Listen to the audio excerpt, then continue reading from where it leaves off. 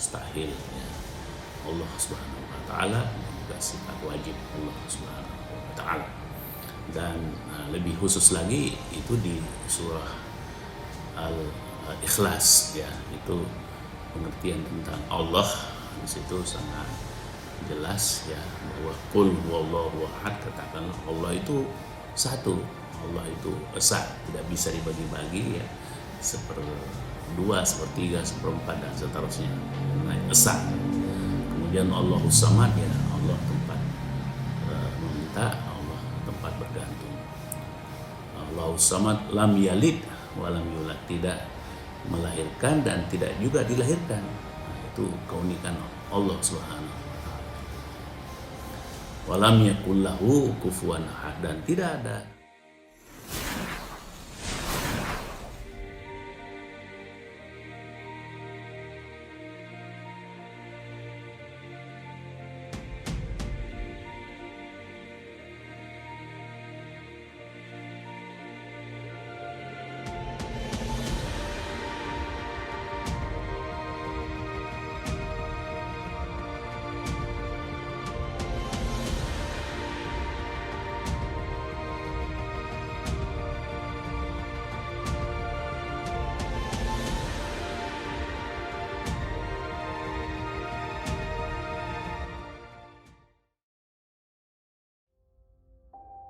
Assalamualaikum warahmatullahi wabarakatuh.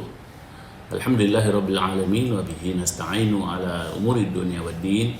Wassalatu wassalamu ala asyrafil anbiya'i wal mursalin wa ala alihi wa sahbihi ajma'in.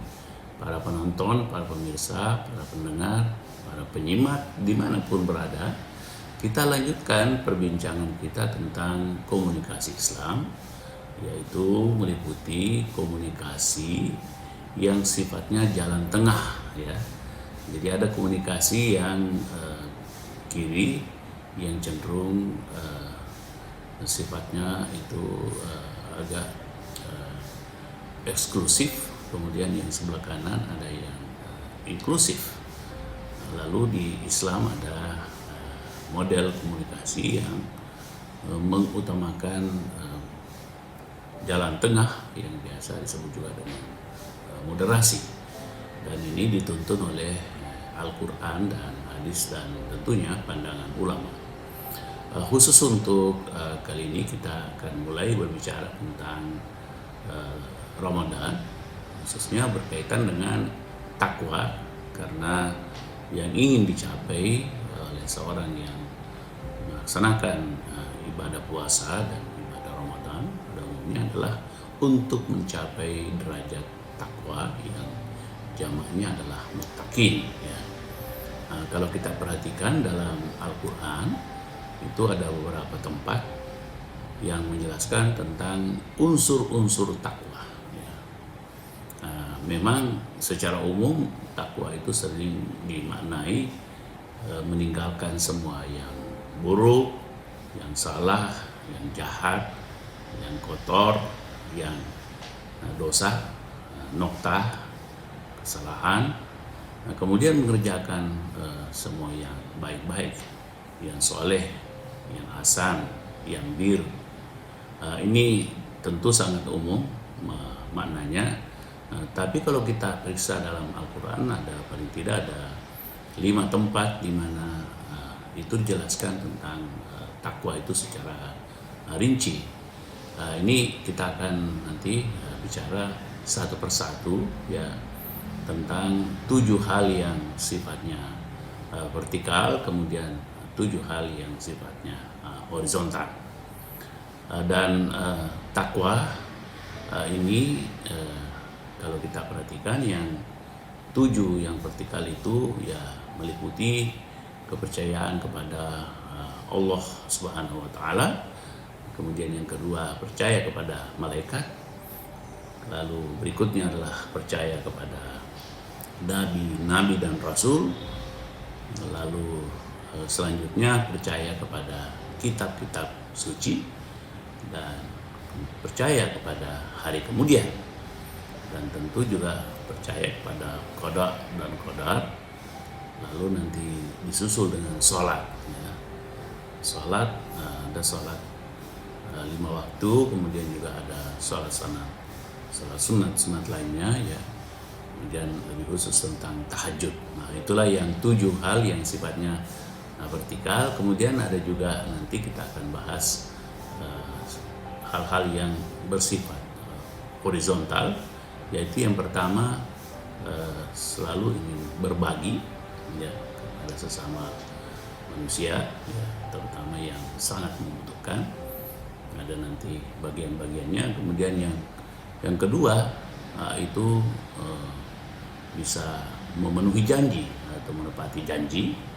Lalu yang berikutnya adalah sabar dalam melakukan kegiatan keseharian.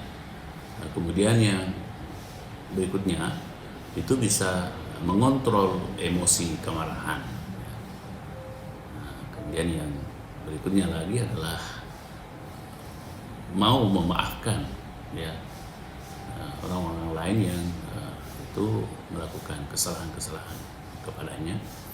Lalu tentu tidak akan mengulangi perbuatan-perbuatan buruk yang dia sendiri sudah ketahui bahwa itu buruk. Lalu terakhir adalah ihsan.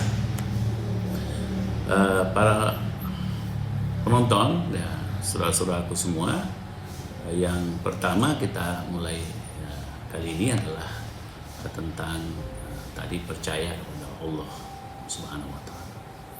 Di sebelah kiri itu ya tentu berkaitan dengan yang kita kenal dengan teisme ya, atau deisme, yang memang sekelompok manusia atau masyarakat etnis ya, golongan yang memang percaya kepada sang penguasa, sang penguasa alam raya ini ya, sang pencipta alam raya ini ya, yang diyakini sebagai pengatur segala sesuatunya, sehingga semua yang terjadi itu adalah karena peraturan, aturan, kehendak Tuhan yang Maha Kuasa itu, yang kalau di Indonesia dikenal dengan ketuhanan yang Maha Esa, yang itu termaktub dalam Pancasila ya, sebagai sila pertama. Nah ini memang sudah diimani oleh seluruh penganut agama dimanapun dunia ini ya, pasti ada sesuatu atau satu entitas yang diyakini sebagai yang maha pengatur, maha perkasa ya, dan ini tetap menjadi keyakinan utama ya, terutama di dunia timur ya, betapa Tuhan itu ya memang sangat mengontrol semua aktivitas manusia dan juga harus selalu disembah. Kemudian yang sebelah kanan itu yang ateisme ya, justru sebaliknya yang mengatakan bahwa Tuhan itu tidak ada ya, alam ini tercipta dengan sendirinya ya, tidak ada yang mengatur, tidak ada yang menciptakan, tidak ada yang lebih perkasa, semua tercipta dengan sendirinya. Ada yang mengaitkannya dengan teori evolusi, bahwa itu alam raya ini tercipta dari satu entitas kemudian berkembang ya. Ada yang mengaitkannya dengan Big Bang ya, yang 6 masa itu penciptaan ya, yang dianggap sebagai satu keyakinan yang pada umumnya itu di-share di wilayah barat atau di negeri barat ya, seperti di Eropa, Amerika, Australia, New Zealand. Nah, itu sangat luas pemahaman bahwa ini sebetulnya tidak ada Tuhan, tapi yang ada itu adalah alam raya ini yang memang sudah demikian ya, tercipta dengan sendirinya, segala sesuatunya itu melewati proses evolusi. Nah, sementara kalau ini komunikasi Islam berpandangan bahwa mereka meyakini yang disebut dengan Allah. Ya. Nah, Allah Subhanahu Wa Taala ini kalau dalam Al-Quran itu ada 99 sifat atau Asmaul Husna. Ya. Allah Subhanahu Wa Taala itu. Kemudian ada juga sifat 20 ya. Ada sifat mustahil ya. Allah Subhanahu Wa Taala dan juga sifat wajib Allah Subhanahu Wa Taala. Dan lebih khusus lagi itu di surah Al-Ikhlas ya, itu pengertian tentang Allah di situ sangat jelas ya, bahwa qul huwallahu ahad, katakanlah Allah itu satu, Allah itu esa, tidak bisa dibagi-bagi ya, seperdua, sepertiga, seperempat dan seterusnya, karena esa.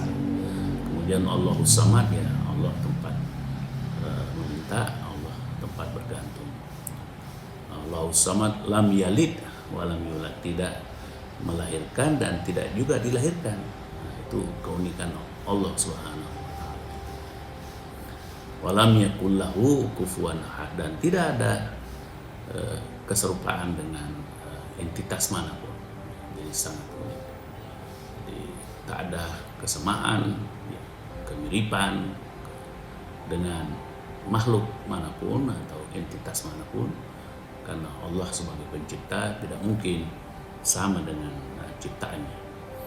Bahkan ada lagi satu ayat yang disebut dengan ayatul kursi. Nah, ayatul kursi ini ya, itu kurang lebih 19 kali nama Allah disebutkan di situ, termasuk tentunya kata ganti nama ya.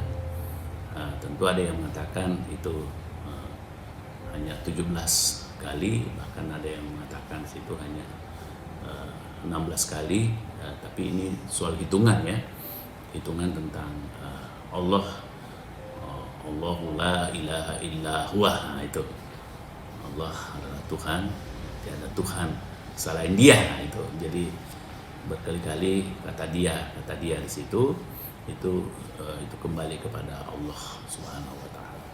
Dan itulah yang merupakan jalan tengah ya, bahwa Allah ini memang juga Maha Perkasa, Maha melindungi, Maha menciptakan, Maha mengatur, Maha menentukan, dan seterusnya.